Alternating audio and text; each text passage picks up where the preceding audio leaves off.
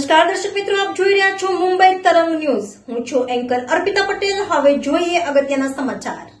ગીર ગઢડાના હડમતિયા ગામે થોડા દિવસે ખેલાયો ખૂની ખેલ. આ દ્રશ્ય છે ગીર ગઢડા તાલુકાના હરમળિયા ગામના, જ્યાં આજે સવારે 10 કલાકની આસપાસ મુખ્ય બજાર વચ્ચે જ લોહિયાળ જંગ ખેલાયો, જેમાં એકનું મોત થયું છે અને એક જિંદગી હાલ જીવન અને મરણ વચ્ચે ઝોલા ખાઈ રહી છે.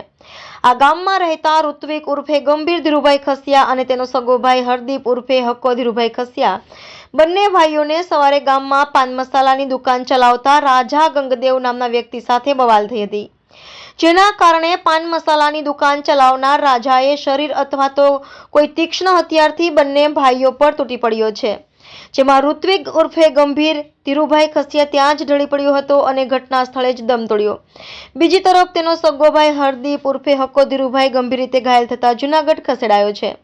હડમતિયા ગામમાં હત્યા થતાની ગામની બજારો ટપોટપ બંધ થઈ ગઈ હતી. બીજી તરફ પોલીસનો કાફલો પણ ઘટના સ્થળે દોડી ગયો હતો. આરોપી દુકાન ખુલ્લી છોડી નાસી ગયો હતો, તો તેના ઘર પર પણ તાળું જોવા મળ્યું હતું.